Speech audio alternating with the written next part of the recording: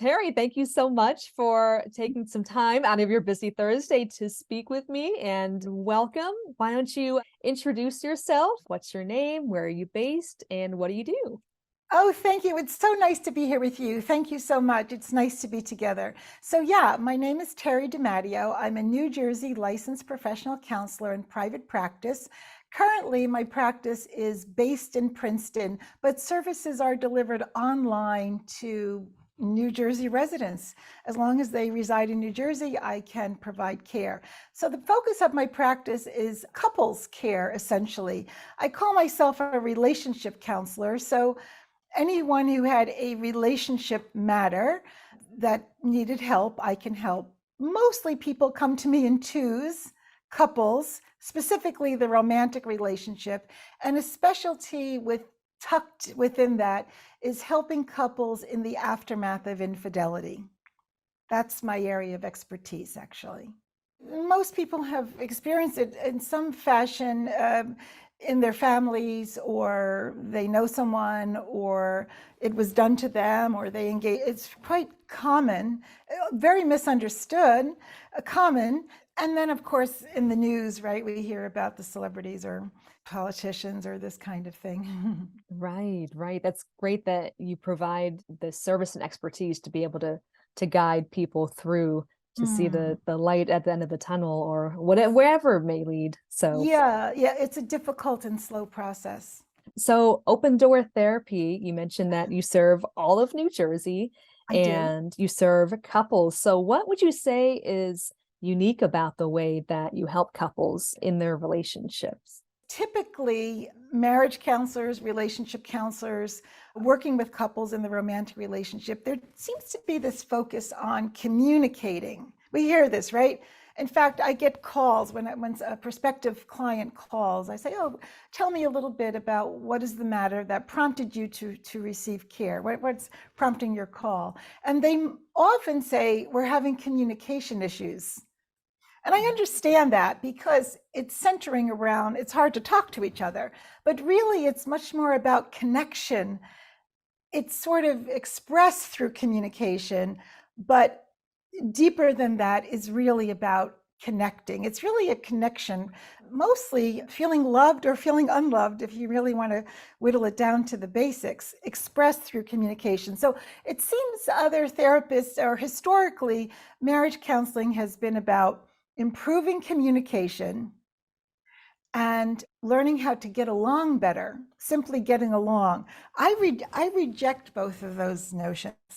That's not the main idea.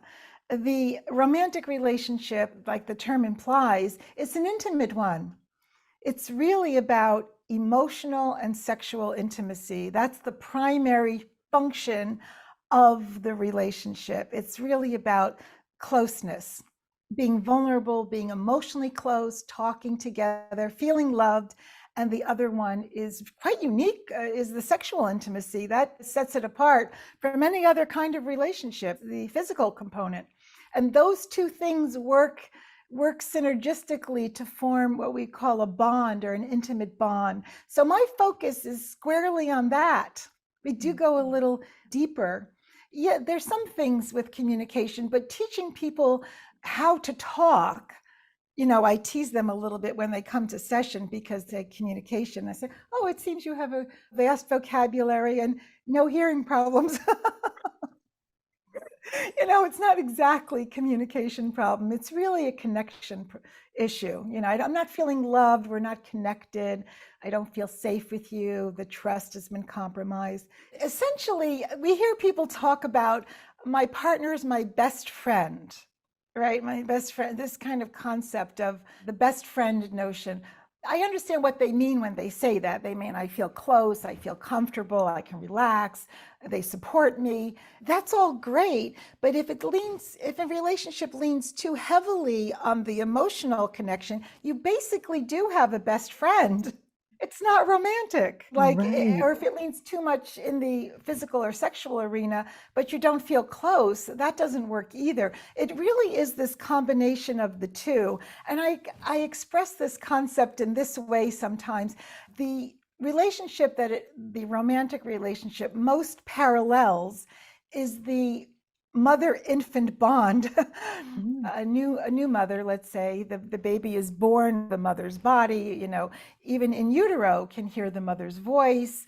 There's new studies, the baby has certain tastes, reaction to certain foods the mother eats. It's quite physical. There's a bodily component. Even a newborn can get the scent of the mother's voice, the movement of the mother, very in tuned bodily and emotionally. There's a bond. It's a very intimate bond that has a bodily and emotional component, the two strands. Mhm. And then you go over to the romantic relationship. It's similar, very, very parallel. Now the bodily component is sexual in nature, but it's also intimate. The scent, the skin, the voice, the sound, the movement, all of this, and the emotional connection. We're really dependent on our partners like we were vulnerable and dependent on mom when we were little. One of the researchers I admire, Dr. Sue Johnson, said throughout the whole life cycle, we need a protective loved one. She didn't give the title husband, wife, mother, father, but essentially the protective loved one in infancy, in childhood is the mother mostly, and in adulthood, it's the partner. It's Mhm. pretty serious. It's that level of depth and power. It's quite powerful. These bonds are serious. So the Mhm. best friend model, which we hear commonly, oh, it's my best friend, doesn't quite capture it. It's a component of it, but I reject that the foundation of the relationship is a friendship. It really needs that romantic, flirty, sexy, tender, electric. It needs that element. Just feeling close would not be enough.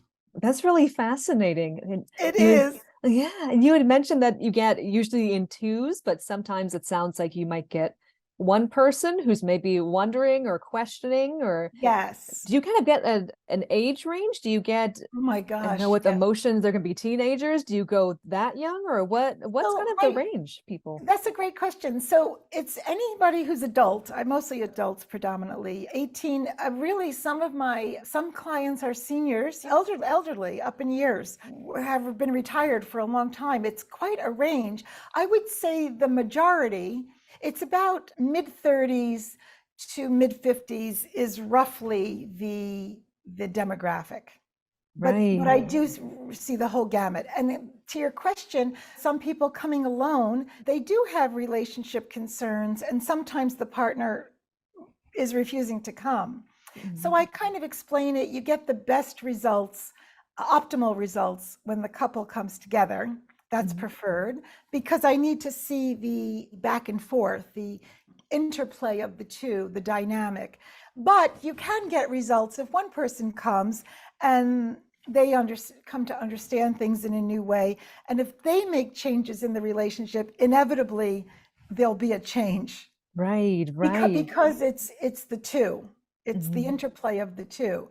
So, but we do have this popular framework, which is when you're seeking a partner, you kind of go shopping like you're shopping on Amazon or something, right? Right, Looking right. for trays. Yes. I got a good partner. He or she is this, that. There goes the list. I shopped well. Mhm. But Right. it's really the interplay of the two, the back and the forth. That's why one partner works out with one person and not another, and vice versa. Right, right. You For can't say, "Oh, I picked up a good one." Check. Mhm. Right. Yes, yes. It's a little more complicated than having an entire list of check boxes there. Yeah, it's Ah. how are you participating in the relationship? What is the effect?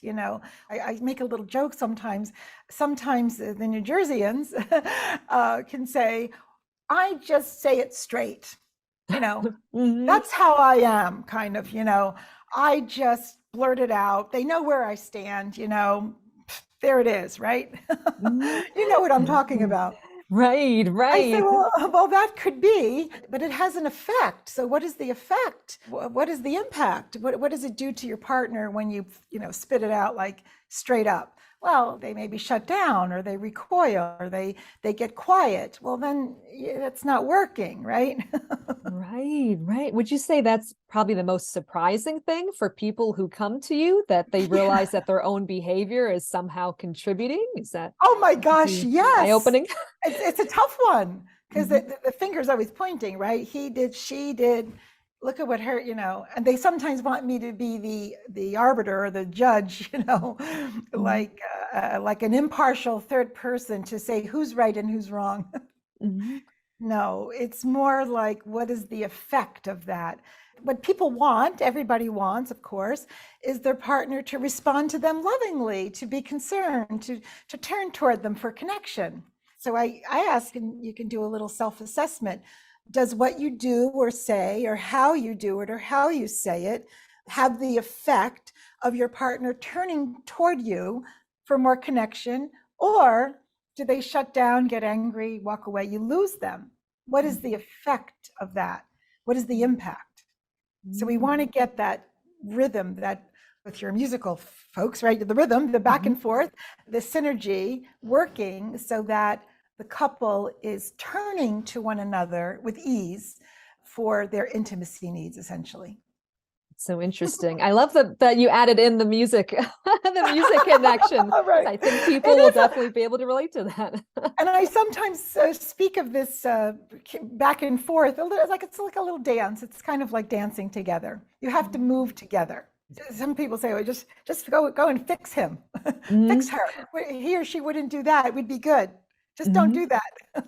Is there like kind of like an introduction that you give to new clients, new patients about the role of what a counselor does, of what you should expect in this so they know kind of what they're You know signing up what? for? I don't. Some therapists do. Here's how I usually start. Oh, it's very nice to meet you. Let's jump in. I said, I read your intake form, so I do have an idea of what brought you here, but it's best to hear it from you. So, what's happening? And then right away, you can see who wants to speak. You can immediately start tuning into the couple and the energy. Therapists have a unique profession in that their own reactions are paramount in helping the couple. In other words, if you go to a doctor or a lawyer, maybe you don't like them or they have bad bedside manner or something about them is not so personable, but they're quite skilled. They say, well, Mhm. they're quite adept at what they do. But in the therapy profession, the therapist's own emotional responses and compass is a tool, a critical tool for maneuvering in the session. So it's very Mm. important to be aware of your own reactions as you're working with couples. So I rely on that quite a bit. It's Wow. working, it works.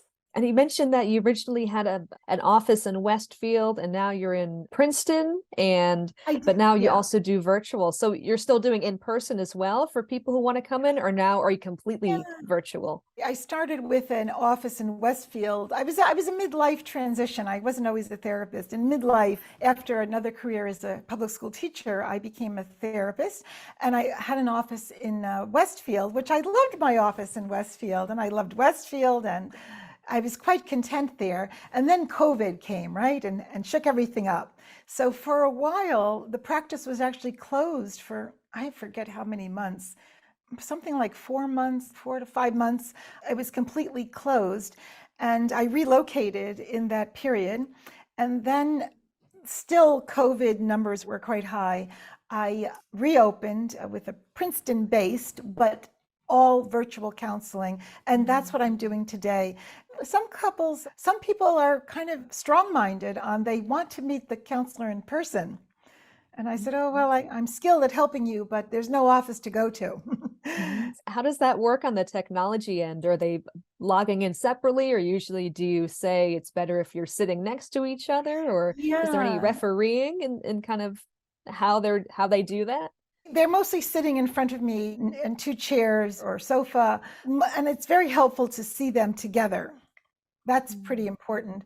But through the magic of technology, they actually don't have to be together. If Mm. one is traveling or they are separated at the time, separated looking to reconcile, they can be in two locations, kind of like a Zoom where you see the little boxes and when one person speaks, they become larger on the screen. That is less effective, but you can still move forward on things. But it is best to see them together on the screen. To kind of, I suggest to them to replicate the therapy office so that it's someplace quiet with no interruption. Some people like it. They have children, the children go to sleep or are old enough to play in the next room. I mean, there are some advantages. No New Jersey traffic, no parking hassles. Mhm. It's convenient. I mean, there are some benefits in terms of practicality, the ease. I understand there is something that takes place when you're really sitting in front of a person in 3D or in reality. It is a bit different. That probably would be optimal, but you can work just as effectively if we can talk and see each other, and mainly that I can see the dynamic between them, how they respond and listen, and if there's touch or eye contact. I'm always reading the cues. And when one person's speaking, I've got my one eye on the other one to see the Mm, reaction. Oh, I right. said, I noticed when you said that, did you notice he got quiet or looked away or kind of checked out? On the screen, it's easy to do that, honestly. There's probably some clinical advantages as well. Mhm. I thought it's so fascinating that you mentioned that this was part of that you had a career transition and being in education. Do you find a link with that of being able to keep an eye on, say, multiple people in the room and how they're behaving, and then Yeah. take those skills and apply that to what you do now? The thing that has probably helped with the teaching career is there's pieces of the counseling time that are educational, conveying a concept. So for example, earlier in our time together, I was explaining the maternal bond, right, as a parallel to the romantic bond. So having that ability to explain concepts, I think, which teaching is about, that part probably helps. Mm. And to be clear that I'm not the judge or the arbiter, or I'm not the school principal. They come in, you know what he did, you know what she did. Right, right. Is how long is this a session usually? Is it about an hour, and it's you encourage them to come like every week, or Yeah. what's your kind of take on that? So typically the counseling session is the 45 or 50-minute hour, right? This is the therapist hour, is a little less than an hour. I'm happy to say, I do provide a full hour. It seems important. 45 minutes versus an hour does seem meaningful. I don't take that lightly, that decision to make it an hour. Sometimes things do come up in the last 20 minutes of session after we've have been together. Sometimes they do need an hour. I also offer an extended single session if someone wanted longer than an hour. I call it the extended single session if a couple has like one niggling issue, like they say we mostly get along, we have a great relationship, we love each other, but we've got this one thing that we can't move past, or something from the past, or they've identified kind of a hot button item that they need work on. That's really what the extended single session, they come once essentially. It's kind of intense, but a one-time sit down with the therapist to kind of hammer it out.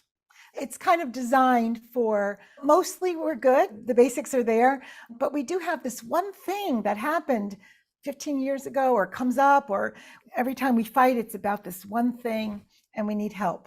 It does get used periodically, the extended single session. And to answer your question, it's generally weekly. If they're in crisis, which it would be for the infidelity recovery, I often get the calls shortly after discovery. The secret of the affair was just discovered.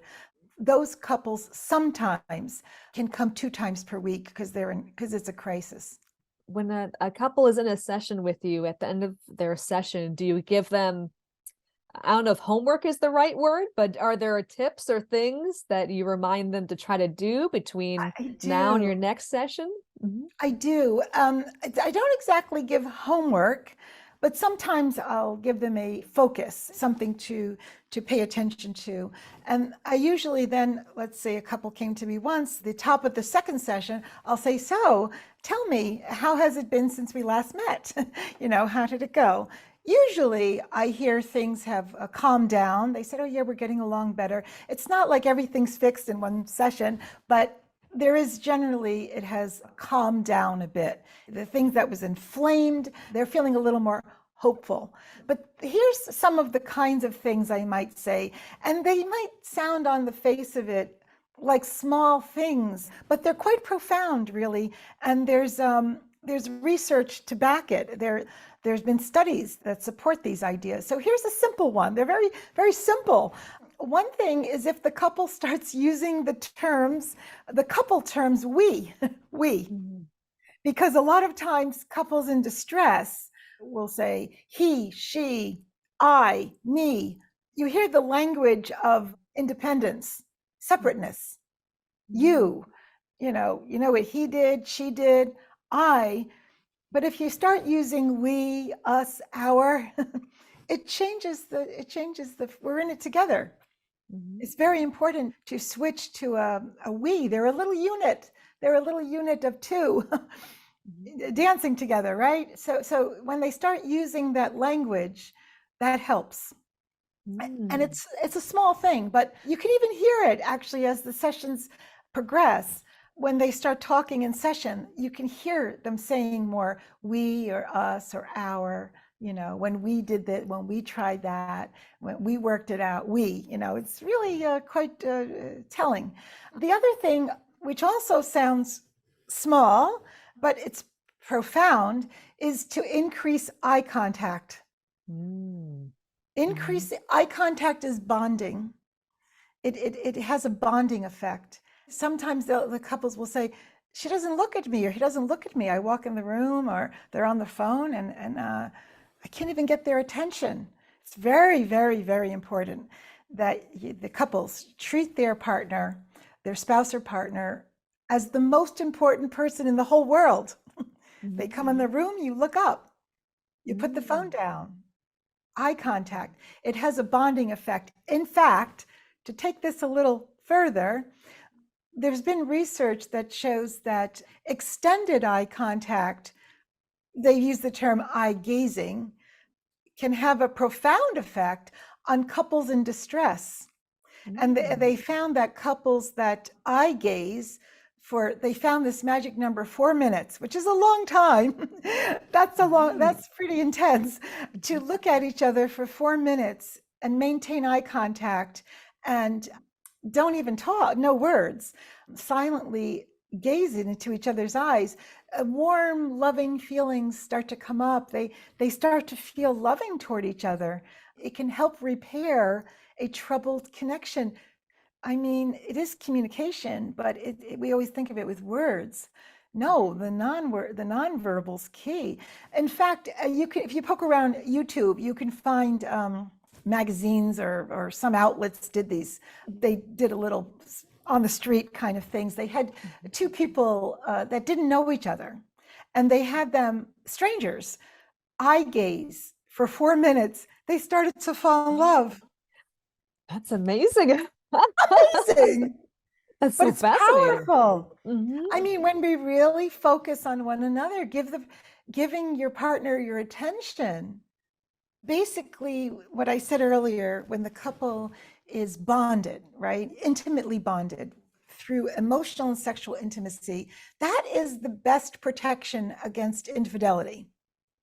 You have a romantic partner. You're getting your intimacy, connection needs met within the primary relationship or marriage where it belongs. That's the place for it. But when it starts to get conflicted or tense or disconnected or lonely or fighting, and it starts to fall away with more separateness, less intimacy, more contention, more like a turning away. You could picture a couple with their backs to each other. This is the recipe for infidelity, because then someone outside the relationship, very benign, could just give a little bit of attention, really slight. Oh, you look great in that shirt. Oh, that joke was funny. The joke you said at the meeting was funny. Oh, did you get a haircut? You look nice. Any sort of being responded to, and it could be the beginning of a connection outside the primary relationship or the marriage. It's that slight. Right, that's so important. It gets to some universal human needs that we all want to feel that we're heard, we're understood, we're Yes. appreciated, that Yes. someone it's that we're not being ignored. Oh, So that's yes. great. Wow. Being responded to, very much like the mother baby, right? The baby cries, the mother turns and responds, comforts the baby. I mean, really, this maternal analogy, maternal bond analogy, is really spot on, because we're going to get a little fancy now. Are you ready? Oh, I'm buckled in. Okay, buckle in, because we're going into the graduate school relationship counseling. We moved up, but Excellent. Mhm. the fancy, more advanced, let's say, is having couples emotionally regulate with each other. Mm. They really are one unit, a singular unit with two moving parts. So to go back to the baby example, I always use this example in session. If any of my clients are watching, they'll say, "Oh man, we heard this before." There she goes again. But it goes like this: the child cries, the little one cries. The mother, tuned into the baby because they're bonded, sees the baby in distress or hears the cries, and does this, right? Comfort, soothe, reassure. Okay, right? You try to quell the crying. You respond. And the baby and the mom are kind of in sync in this way. Similarly, the romantic couple, the couples work well, have a very good relationship, secure relationship, if when they see the partner in distress, upset, angry, stressed, in a sense, the crying child, in essence, they can respond in a way that comforts them, that soothes, comforts, rock the baby like this. Couples, especially bright ones, educated, really intelligent couples, I say to them in session, "Oh, the problem is you're too bright. You're too educated. It's a problem." They want to respond intellectually, like solve the problem solution, right? No, it's really an emotional response. I see you're upset, dear. Come here. Okay, come here. All right, tell me all about it. Like a mother would soothe the baby. So a couple's ability to comfort, soothe, and reassure each other would be a marker of a good relationship. It's not communication per se, like the words. It's the feeling of when I'm in distress, when I'm in pain, when I'm upset, when something happened to me, something disturbing, that I can turn to my partner and feel better. And that the fancy term for that is emotional regulation. We heard a lot about emotional regulation during COVID because of the high stress, but with the self, yoga, meditation, right? How to calm yourself down. We really do it with one another. During the pandemic, I'm sure you must have Ah, noticed some different changes, just, not with one couple, but across everybody, yeah, it certain was, things. oh my gosh. It seemed to me, well, yeah, a big thing was one partner being very cautious, quite careful maneuvering the COVID world, and the other being more cavalier about it, which is not keeping them safe. You want to keep each other safe. So it goes to the point of safety. So when it was kind of out of sync, someone said, "Yeah, I know the mask, whatever," and the other one is jumpy. They would be out of sync because they're not. You have to keep the partner safe, even if you don't want to do those things. That's so Calm down. fascinating. Yeah. And it seemed the couples where both parties worked from home and had children in school working from home, it was so stressful. My heart went out to them. They had the hardest time. everybody at Mm, home on a computer. I mean, it was just, or little ones or a preschool, and schools, as you know, would mm, suddenly be closed, you know, in an instant, and then the parents are mm. scrambling. It was very, very hard. Right, right. So much unpredictability, and especially if people were Oh my not going out there. Yes. If you want to get And away, you can't really yeah, get away. perhaps you heard it was pretty popular that after COVID started to quiet down, we heard of this, I believe, first in China. I guess there's some numbers here to support it. The divorce rates spiked. Mm, They said, oh, right. that's because people were together all the time. Mm, And I said, I was thinking mm, maybe together, but it was like forced. mm, The part that it was not by choice, mm. lockdown, you're stuck, the forced nature of it was probably more of a factor than simply, I can almost hear the listener say, no, it was being together all the time. Drove me crazy. Right, right. Did you find that after the pandemic, there's still some of that? I guess there were, being on your phone, I guess you could say, was an issue that Yeah, even before the pandemic, that's something that, do you see an increase in that with people being unable to get off their phones and, like you said, gaze at each other, acknowledge yes. each other? Very much so. There are some residual, there is some fallout from the pandemic, I mean, it really required a lot. People had to be reliant on each other and maneuvering the extended family, I gave a simple example of sort of following protocol or not, and being different within the relationship, but also family gathering, all these challenges. The couple had to figure that out together, That socializing, and there was a lot of layers of this. it's so interesting that it's right. It's more than communication, as in what words that can you communicate Yes. concepts to each other, but there's all these other layers to it. So if a marriage counselor, it's actually quite common, and I don't agree with it. I feel differently. Does focus on the wording. The idea behind it is if I just express what I need clearly, I'll be understood. Mhm. All I have to do is say it well. And didn't I told you that I needed, but with the furrowed brow and the angry voice, you're going to listen to the furrowed brow and the angry voice. It's more the emotional content of what is being said. People are picking up on the tone, the tenor, the mood, basically it's always, do you love me? At Mhm. the end of the day, it's always, does my partner love me? Mhm. Am I disappointing them, or are they happy with me?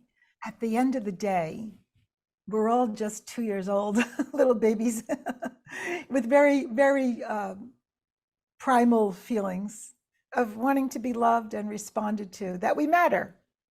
It's Mhm. very, very basic in this way. We have a hard time being vulnerable, right? This Mhm. analogy of the mother baby, they say, well, I'm not a baby, right? I'm an adult. I should be self sufficient. I should be, tough or strong or independent. Okay, out in the world, okay, but in the intimate relationship, that is the place to be vulnerable, dependent, softer, tender, show your emotions. So people do have a hard time with that. The world is tough, right? You've got to be strong. You've got to put on a happy face, go to work. People cut you off on the road, or are rude in the store. It's kind of rough out there. But home, the private relationship, is the place to be vulnerable, tender, soft, relaxed, nurtured, gentle, flirty, sexy. It all belongs in that intimate relationship. I'm independent. I'm strong-minded. I can take care of myself. Well, in the relationship, there needs to be that softer interdependence. It is dependent. It's not tough. Mhm. Mm. Softer. Sometimes I say softer, a little softer. I say maybe to a husband, would you like it if she was a little softer with you? Oh, yes, yes, I would really like that. That's such an important distinction of Ah, you're outside when you're right in the, out in business or in the world or the supermarket or yes, out in the world versus when you're in the home or you're with that other person with your partner. That is an yes. important distinction that there's two different ways to approach that. That's right. And so a lot of the common ways with couples is to kind of use this corporate way of problem solution, right? Or explaining yourself effectively. Or if you're talking about, this is a fun one, division of labor in the household, right? Who takes out the garbage, to make these lists and put them on the chart, a chart, Right. dividing up the tasks. I mean, it happens and maybe it works. Perhaps it works, but it just seems a little organization like. The Right. romantic relationship needs to be treated differently. It is softer, tender, more. It's about the feelings. It's never about the dishes in the sink or the trash can. Who takes that? It always means, do you love me? Right. They say, why are we fighting so passionately over the dishes? It's Mhm. just a small matter. I can't believe we're, going at it this ferociously over the dishes. It's just the dishes. Well, it means, do you love me? Do you respect me? Do you care? Do I matter to you? Did you hear what I said? Mhm. It's never just about the dishes. Mm. Right. It's the takeaway. It's never just about the dishes. Yeah, right. Wow.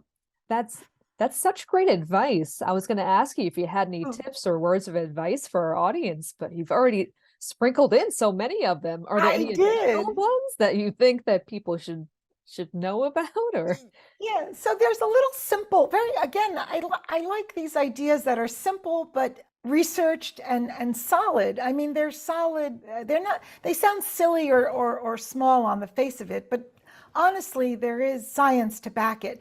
But there's a little simple rhythm back and forth with the couple, and we call it reach and respond. And it's very important. It's quite powerful, actually. But the reach is, if either you or your partner is trying to get your attention, that's the reach. The reach could be reaching with their hand, looking your way, saying, can you come and sit with me? Can you give me a hug? Can I tell you about my day? It's a little gesture to connect. I'd want you to turn to me. I need you, right? The reach. And the response part of that rhythm, that back and forth, is basically yes, yes, some version of yes. So your partner turns to you, or you turn to your partner, you reach. Can you sit with me? Can you give me a hug? What do you think about this? Can you hear me out? Can you have a cup of tea with me on the sofa? Let's dance in the kitchen. I had this conversation with my sister. What do you think? Or about the children. And the partner basically says, yes, I'm here for you. So the reach is a gesture to connect. You look, you turn, and the partner turns back. You can come to me. I'm here for you. I am here. You can count on me responding to you. I That's love it. that. That's such Ah, a great kind of simple visual, but it's so powerful. Is that it's very it's brilliant. powerful Mhm. because people are always reading the slights, like say someone's on their phone and the partner asks the question and they answer the question. They said, I heard you. I answered you, but they didn't look up and smile and connect. No, they felt it. They felt I'm not important enough to have your attention, which can, if it gets too extreme, lead to connecting outside the relationship for that. And it doesn't take much. That's so fascinating. Do you Yeah. find it's fairly equal amongst men and women? You hear a lot in, movies and television shows tell us that it's only the women that can't communicate. There's that word communicate Yeah. and are sending mixed messages. Do you find it's really kind of equal between men and women that desire to reach and be heard and responded to, or do you find I mean, probably I would say we females probably are a little more hyper, a little more tuned into that a little more vigilant. The men are probably less attuned to it. But once we start working, once they become aware in session, they do respond, you know. But there are differences. There are gender differences, but they want to get that rhythm, that back and forth working, you know, so that they can tune in. And basically, to go back to the emotional regulation, reading that your partner's in distress. So sometimes couples do this. They'll say, "Oh, I know that look. He's pissed or she's moment. I stay away." I said, "Oh, maybe that's counterintuitive. You should go toward the person when they are in pain, essentially the crying child, because a couple's ability to comfort, soothe, and reassure is critical. That I'm having this difficult emotion, stress, anxiety, worry, disappointment, embarrassed, whatever it is that's a harder emotion. But with my partner responding to me sensitively, I feel better. I'm not alone in my pain." That's very, very important, to not be like this with the baby, right? You don't leave the baby crying, you respond, right? Is there kind of like an ideal client for you in terms of, are there certain personality things, or is it just more a general willingness to be able to listen and take suggestions? Or do you ever run into clients who are beyond help? Is anybody beyond help, or is it just kind of Yeah. incremental changes? Are there anything where it's, you talk to someone, you mentioned you do an intake form where you Yeah, can tell yes. through the form that there are red flags, this is someone maybe you don't want to work with, or versus someone like, okay, this seems like this will lead to some kind of effective positive outcome? Do you ever Yeah. get a sense of that? I mean, it's all different. Like, I don't have a feeling of a preferred type of person, and you never know until you really get in there and start working. But it's really about an ability to soften that external shell, to soften that maybe hardness or too much intellectual, you know, more in the head. Like a lot of times couples will fight in a way that they sound like they're lawyers in the courtroom making the case. If only I could get him or her to see it my way, the right way, Right. we'd be okay. You know, isn't it obvious that this is the right way? And they become lawyers in the courtroom or on the debate team. They're making the case. But I teach them that the first step is to connect. Like, to go back to this invisible crying child example, my child crying. Let's suppose the child was a toddler crying, and my child seated on the floor playing with some toys started crying. But there's another child here, a playmate, and my child threw a block at the other child's head, and the other child hit him, or threw a toy at him and hit him on the head. I want to talk to my child about not doing that. Don't do that. You know, I want to give a parenting lesson. If the child's crying from getting hit with a toy or something, I have to first comfort.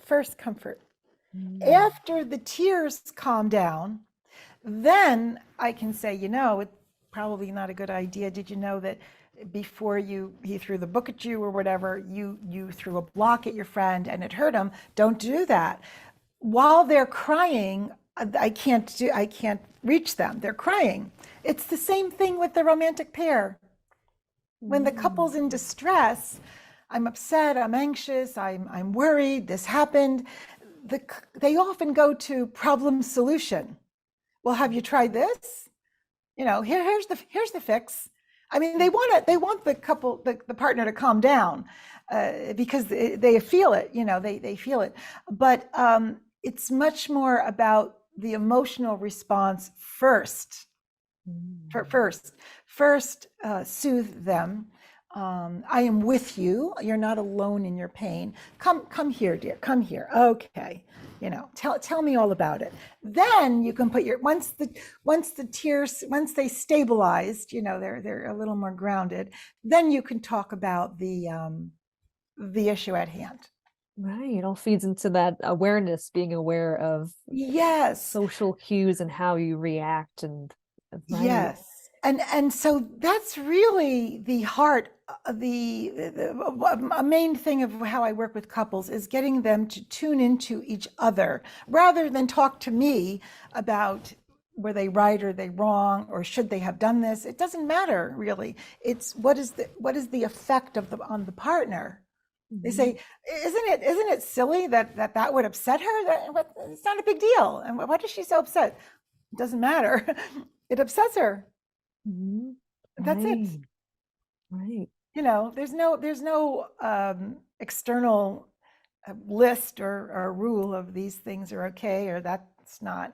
It doesn't matter my thought on it or a judgment. It's just to get that back and forth, reading, responding, tuning in to the emotional state and responding in a way that helps steady the partner because it steadies you. In the example with the child, when the child's in distress, I'm in distress. I can't be calm if my child's crying. I can't sit here and twiddle my thumbs if my child's in distress. I'm going to feel it. So it's to my benefit to calm the child. If I soothe the child and the baby stops crying, I calm down. It's like a boomerang or something. It's the same Right. thing with the couple.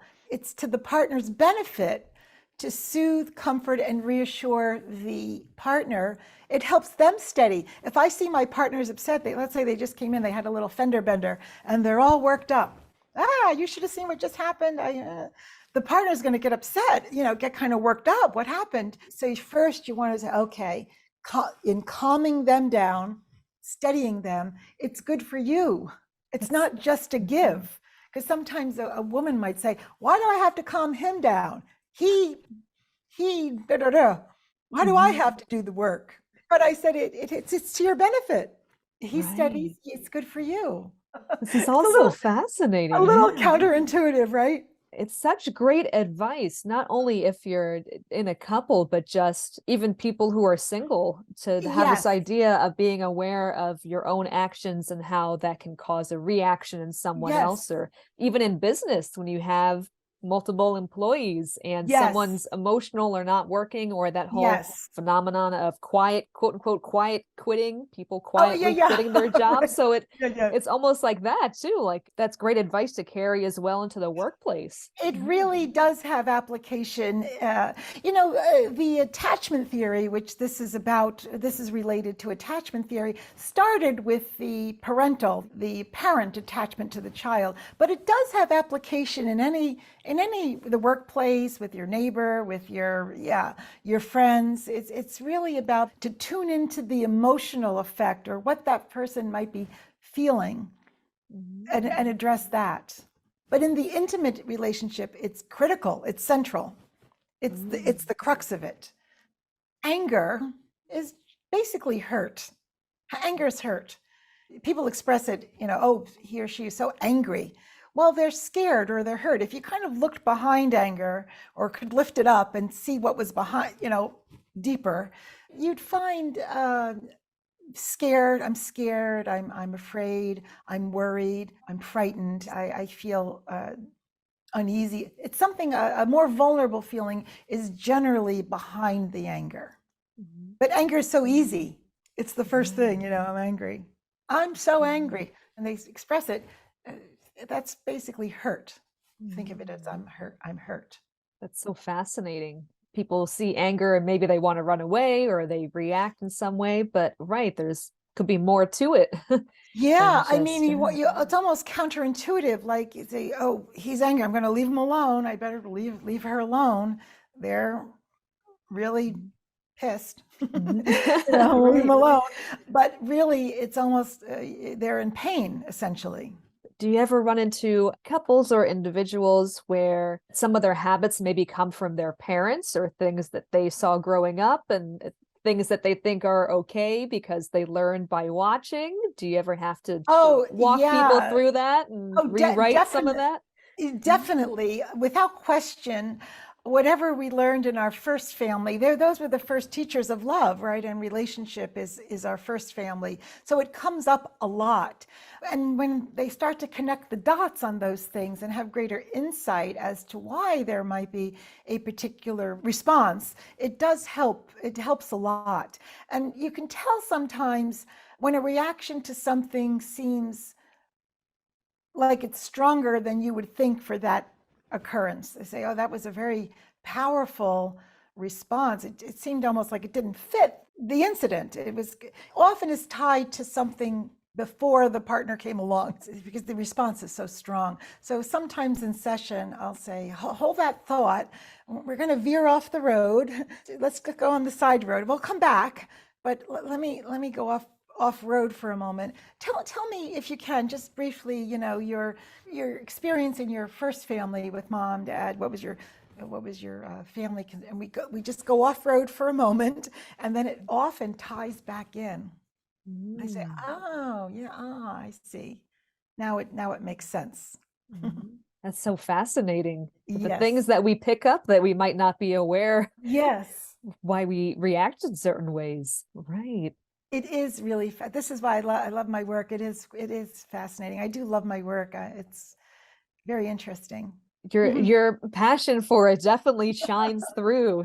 This has been such a great learning experience. Are there any other things that I didn't ask you about that you think that you'd like to share with people? Let's see. Here's something. This helps a lot. If people say something, for example, sometimes I just need space, right? I need space. And they say, I want to go in the next room, or I want a weekend away. I need some distance, right? I need a little time to myself. Sure, that's really reasonable. It's understandable. It happens, right? But it has a better outcome if you add reassurance. You almost can never go wrong by adding reassurance. I call it the reassurance card. Play it, it's like, I love you, dear. I'm happy to be with you. You say something loving, give some loving reassurance before the thing that's going to sting a little bit. Couples need much more reassurance that they're loved and that they matter more than you think. So if you think of couples having a job description, let's say a role, a function, right? The function is your job as a partner or spouse is to make your partner or spouse feel both loved and desired. That's your job. That you give your partner reassurance that they are loved, that you love them, and you want them. Desire, the physical, sexual piece. But your partner has the same job description. You both do. Keep that, always give reassurance that your partner is both loved and desired. Even more than you think. They say, oh, he knows, she knows. They know I love them. Oh, it's helpful to let it be blatantly clear. Lots of reassurance. It can't hurt.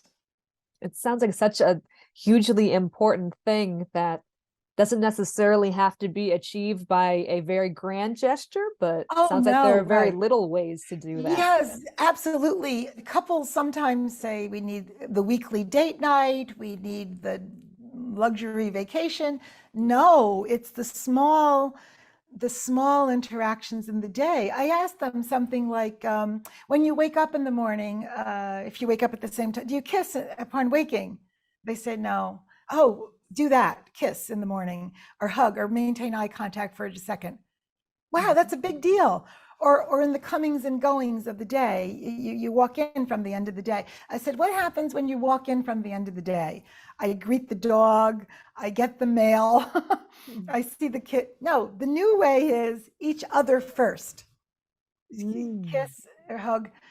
So it's these little moments that are way more important than the fancy vacation or the date night. The date night's good, I'm not opposed to it, but it's not necessary really. You don't have to be rigid about it, but time to focus on each other. It depends on what happens in the date night. If you're looking away or on your phone, then there's no connection. It's really about the connecting. Mhm. Wow, I love that. Nice, small, but incredibly big, both small, but incredibly important things that Very. you can do. Basically, if your partner looks your way or needs you, you respond. I'm here for you. Mhm. Can you access your partner for your emotional needs? Will they respond? Very small, they look up. You've got to treat each other like you're the most important person in the whole world to each other, because you are. Mhm. That's your most important person in the whole world, and it should look like that. Little steps, but right, big impact. Big That's impact. very eye-opening. Thank you Mhm. for sharing that. That is Oh, sure. so many fantastic things that I'm sure people who are reading this, watching this, listening to this will stop and think, oh, that thought never crossed my mind that I'm doing Oh. this or should be doing this, or my life could be better, the life of my partner could be better, my relationships and other areas of my life could be better Well, if I did these little things. So really far-reaching benefits. So oh, thank that you. would Thank you be for that would sharing. that would be great if it's helpful to your readers and listeners and viewers. That'd be great. And if people want to reach out to you where they're like, oh, I love everything that you've said, you could really help me in my relationship, what's the best way to reach out to you? We have a website, they call you, Yeah. email you, what's The hub of it all really is the website, which is the practice name is Open Door Therapy. Again, my name is Terri DiMatteo. I'll just say it again. And the website is opendoortherapy.net. It's .net at the end. And from there, you can see my email address, which is Terri at opendoortherapy.net, and the phone number, which is 908-403-9300. And I have like a little appointment request form. You can fill that out. You can send me a message. All roads lead to Open Door Therapy. You can call, you can email, smoke signals. No, I'm kidding. But and I've got all my social media and things on there. I have a podcast called Love Bonds, which is on Apple Podcast and Amazon Music, and it recently got a little recognition for being recommended as one of the better podcasts for infidelity and couples therapy. So that was kind of nice to be recognized in that way. So, and the blog is the same name, lovebonds.net. Thank you so much for sharing Oh, your expertise, your knowledge, your passion and enthusiasm for what you do mhm. with not only us, but also with all of the people that you help. So Oh, thank thank you. you. I really feel appreciated. Thank you so much. It was such a pleasure.